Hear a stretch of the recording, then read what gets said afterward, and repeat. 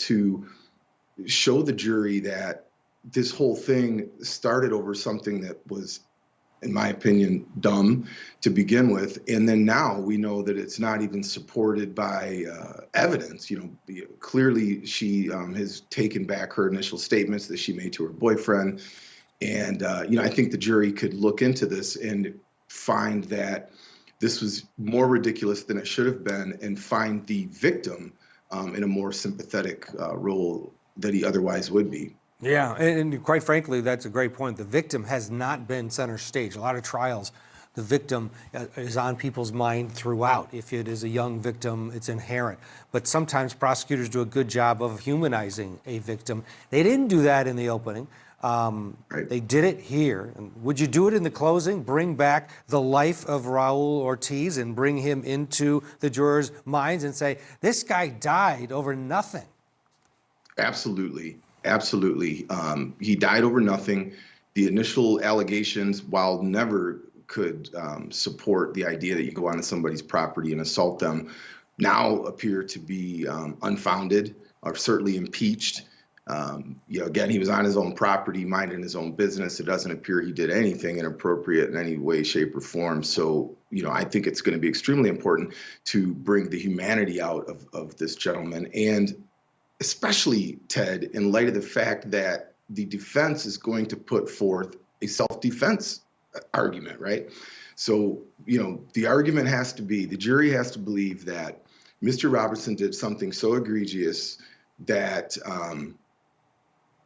Mr. Ortiz did something so egregious that Mr. Robinson, in some state of heated moment, went to his property to confront him. And the egregious behavior of Mr. Ortiz continued to the point of an assault on Mr. Robinson, and thereby what at least forensically appears to be a brutal attack. If you look at the evidence, the teeth in the back, the enormous injuries that this man suffered were justified in some way. I think that's going to be a really tough sell for this jury to buy. I think their stronger argument is probably going to be trying to defeat the burglary, and I know this isn't what you asked me, but I think that it would be interesting to hear how these jury instructions come out, Ted. I think that, if the defense can argue for lesser includeds as it applies to the burglary charge, and in Florida, there's multiple lesser includeds associated with felony burglary, everything from assault, aggravated assault, trespassing, criminal mischief. If any of those lesser includeds are on the list of choices for a juror to make, and they want to make a compromise, which we often see juries do, that kills the murder charge. And, this could work out well. So it'd be interesting to see how that plays out. But, to your original point, you have to make Ortiz the centerpiece of your closing argument. I think the prosecution would want lesser includeds. Because the stakes are very high in a case like this, where this could go either way. When you have competing eyewitnesses going at it, there was a deal on the table for 15 years with this guy. The defendant turned it down. I think the prosecution wins here with even a manslaughter conviction in the grand scheme of things, because his exposure is going to be more than 15, even with a manslaughter, potentially, depending on the sentence.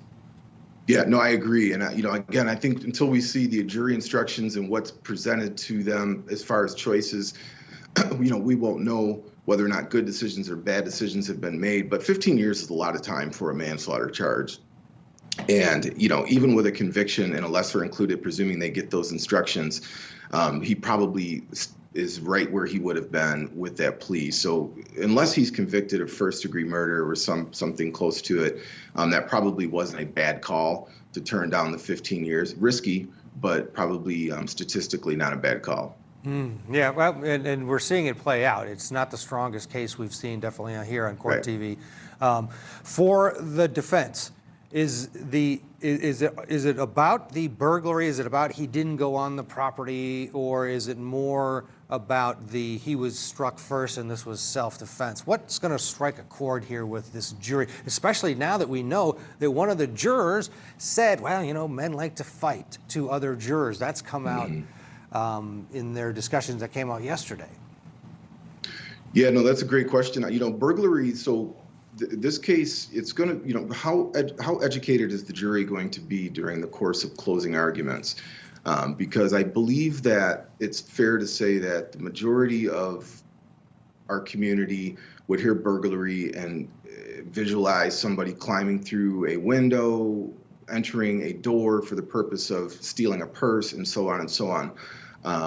And so anything they can do to muddy the waters as it pertains to the definition of burglary, the defense, anything they can do is going to assist Mr. Robinson at getting an acquittal, because the definition of burglary in the state of Florida doesn't require the common sense definition. It only requires that there's an intent to go on the property without permission, or that permission to be on the property is revoked at some point in time, and there's an intent to commit a criminal act within. And that's a complicated definition, I think, for a lot of people to wrap their head around, especially in a circumstance like this. Again, whether there was a gate or not a gate, I don't really think matters. I mean, it shouldn't matter. But the defense has been successful, it appears, in making an issue as to whether or not the gate was open or closed, and was there DNA on the gate, and so on and so on. And so I think they've been successful in framing this issue in a way that could confuse the jury as what the definition of burglary really is. And I agree with you, Ted, that the lesser includeds as it pertains to the murder charge are going to be critical for this defendant. Again, we haven't seen what's going to be presented to the jury yet, but there are lesser includeds associated with burglary that can include misdemeanor convictions.